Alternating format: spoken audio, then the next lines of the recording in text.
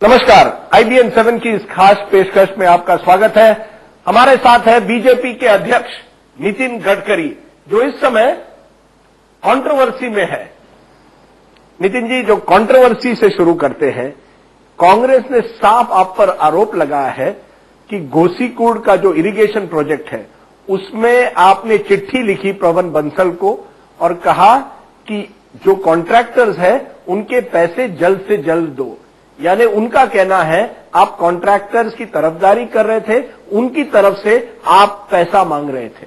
मुझे बहुत आश्चर्य लगा है। पहली बात है कि 1983 में इस प्रकल्प का भूमि पूजन प्रधानमंत्री राजीव गांधी जी ने किया था। तब उसकी कीमत 400 करोड़ रुपए थी।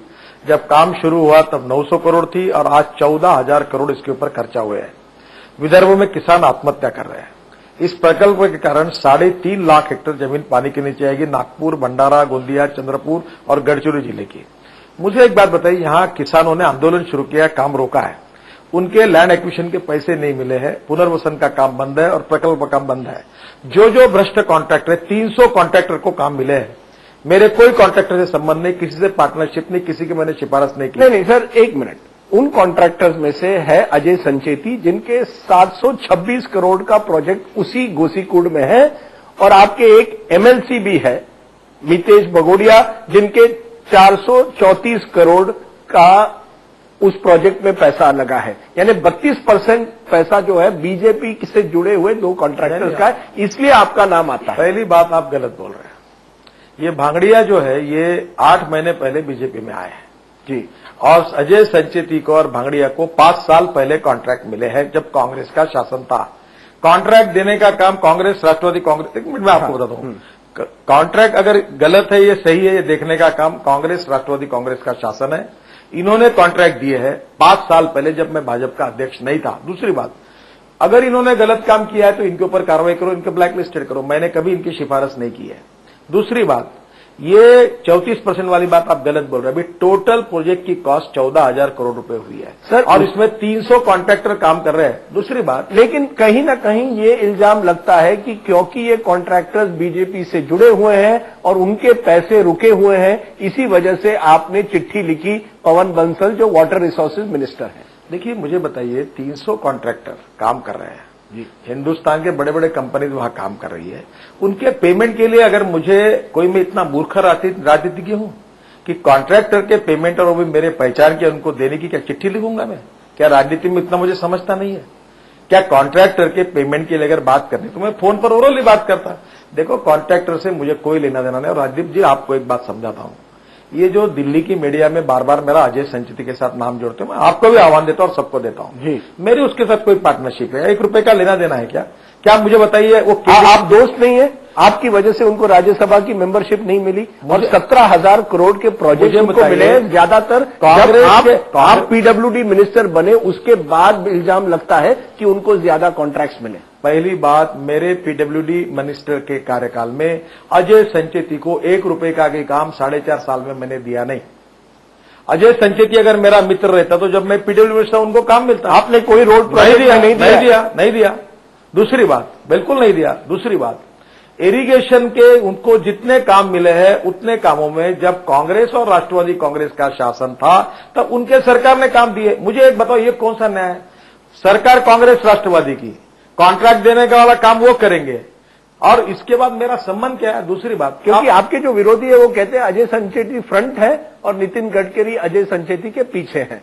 17,000 करोड़ के इरिगेशन प्रोजेक्ट के कॉन्ट्रैक्ट मिले। पेनगंगा में एक दिन में उनको 1,200 करोड़ के कॉन्ट्रैक्ट अजीत पवार की सरकार, अजीत पवार देते हैं एक दिन पहले, जबकि इलेक्शन कोड ऑफ कॉन्डक्ट 2009 में आ रहा है। तो सवाल ये उठता है, अजीत पवार संचेती को कॉन्ट्रैक्ट देते हैं, संचेती के पीछे है गडकरी का हाथ, ये इल्जाम है। पहली बात, अजीत पवार को आज तक जिंदगी में और इरिगेशन के एक भी अधिकारियों को संचेती को कॉन्ट्रैक्ट देने के लिए न मैंने फोन किया है, न मैंने सिफारिश की है, और डायरेक्टली और इनडायरेक्टली मेरा अजय संचेती के कंपनी के साथ कोई संबंध नहीं है। वो दोस्त है आपके? अरे दोस्त आप भी हैं मेरे, आप बहुत रोज बीजेपी लेकिन वो बोलते हैं आप दूसरे उनको राज्यसभा टिकट देने में आपका हाथ था या नहीं? पहली बात पूछता हूं, केडी सिंह तृणमूल कांग्रेस में उद्योगपति है जी। कांग्रेस के एक सांसद को जिसको कोल माइंस मिली हुई है वो कांग्रेस का है, अनेक लालू प्रसाद यादव के कांग्रेस सांसद है उनको मिली हुई है।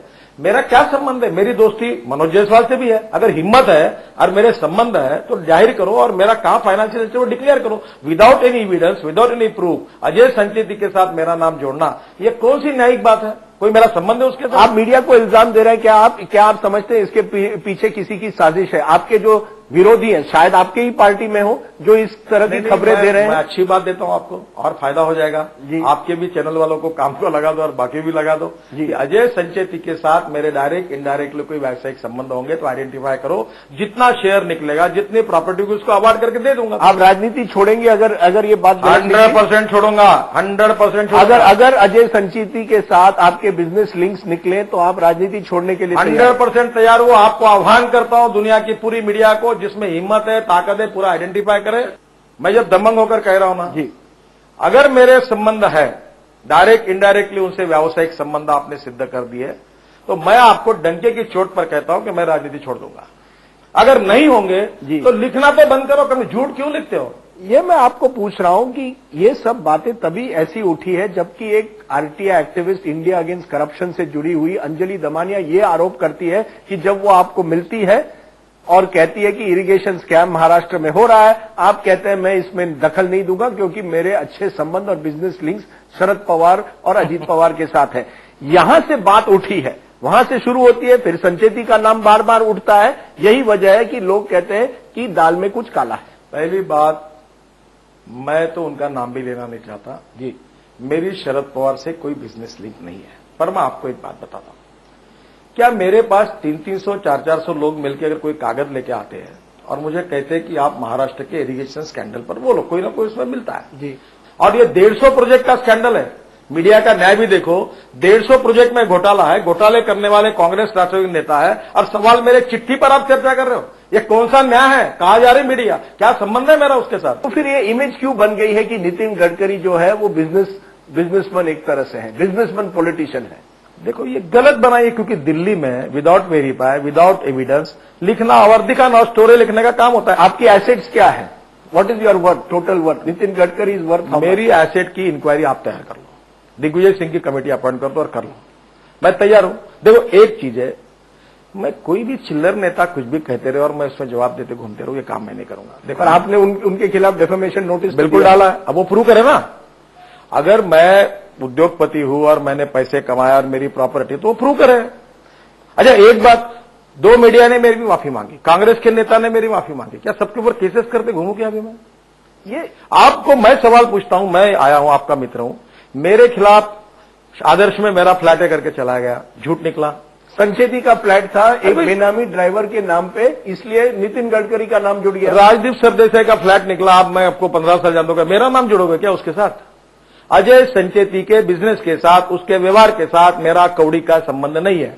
ये बताइए, ये कौन सी बात है कि आप उसकी प्रॉपर्टी को, उसके बिजनेस को without any evidence, without any partnership, without any business interest मेरे साथ क्यों जोड़ते हो? ये बताइए, रॉबर्ट वाड्रा का नाम अब आया है। हाँ। एक तरह से कि रॉबर्ट वाड्रा के डीएलएफ के साथ संबंध है और सवाल उठे हैं। यह मामला उठा मार्च 2011 में। अभी तक बीजेपी ने उस मामले को उठाया नहीं था जो अरविंद केजरीवाल उठाते हैं। और यहां भी वही सवाल उठता है कि क्योंकि बीजेपी के भी संबंध ऐसे लोगों से हैं जो उद्योगपति हैं और उनको भी फायदा पहुंचाया गया है, इसी वजह से बीजेपी ये मामला दबाना चाहती थी। रॉबर्ट वाड्रा के खिलाफ आपने आवाज उठाई नहीं।